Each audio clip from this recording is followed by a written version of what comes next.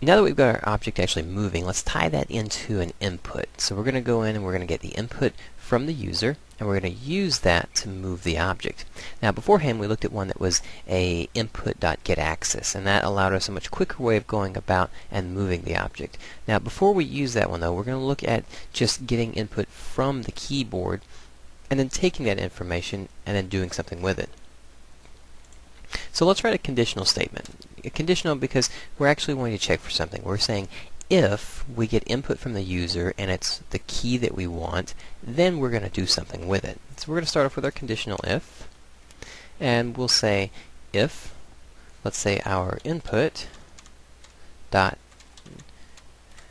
get key, and we'll fill this in with our string, and we're going to call this up. Up is our word we can use for our up arrow. And we're going to set this up inside of our brackets so that this statement right here is only going to run if we get input from the user and it's the up arrow. Otherwise our object's just going to remain still. So let's save this one. Let's go over to Unity. We'll hit play. And when we hit play, nothing happens, which is just the way we want it. Now if we hit up on the arrow key, we start to get movement. If we hold it, we get full movement until we move all the way off of our screen. So here we've actually tied in input to the object, and we've used a conditional statement to check that key is actually being pressed. Now if we took this and we continue to sort of run with this logic, we said, okay, well, if input.key down, then let's translate our object to the negative. Let's move it down. And then if we did it for left and right, we could do get key left, get key right, and transform the object left and right. And just to showcase it with one, we'll copy and paste. We'll change this from an up to a down, so it uses the down arrow. And then we'll go into our transform translate, and we have a player speed negative or times delta time, but let's take this player speed to a negative. That way it moves it down on the screen. So I'm going to hit save on this one. We'll go over here. No errors in our code, so we're just fine. We'll hit play. Now this time I push up, I move up, I push down, I move down. So now I've got control of basically just translating this object inside my scene. Almost no different than when I go in, I grab an axis, and I move my object up and down. I'm just controlling that movement, that position in space, just by my arrow keys.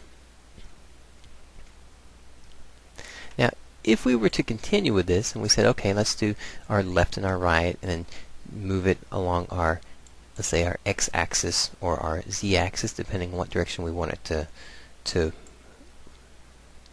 transform along, we would continue to get additional if statements and more and more code to have to deal with. So what we can do, and that's why we want to go back to, does Unity have something already built for us to make this a little bit easier? And that's where we can look at the getAxis. We'll go ahead and go back into here.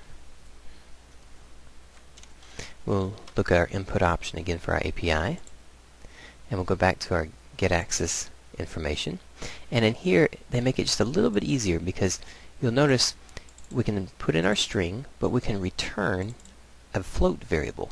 So as before with the get input for the get key down, that only gave us a true or false as the key being pressed. Here we're actually returning more information, so we can use that information to basically send it to a variable and put that variable into our movement. This is just a way of trying to just streamline it, make it a little bit more simple. But when you're first starting off programming and you're starting to just learn how does this work and just really see up, down, left, right, starting off in this direction really is going to help you get a grasp of what's going on and feeling like you've got control of the object. So before we tie this one in, let's go ahead and fill this one all the way out. I'm going to go back in. I'm just going to paste this out 2 more times. And I'm going to call this one left. And we'll call this one right. And then inside of each one of these, let's change up what it is we're actually going to do. So if I hit the left, I want my this x-axis to take my player speed times delta time. We're just going to add on our comma 0 down here, so now we have our x, y, and z. And let's go ahead and just take that one. And we'll just copy and paste that here. And again, we're going to have to do a negative on one of these sides. So we'll hit a negative here. And let's save that out. Let's go back into Unity. Double check that we have no console errors. We'll hit play. And now we can see we move left and right. We go up and down. Now if your controls are backwards, let's say you're clicking on the right arrow key but it's not quite going the direction you expect it to go, one or two things is happening. One, either you've got the negative on the wrong direction, either left or right is supposed to be negative or positive, or your camera might actually be backwards. So double check, make sure your camera's in the right position. If the camera's right, then you might actually have the negative or positive backwards. Just adjust those.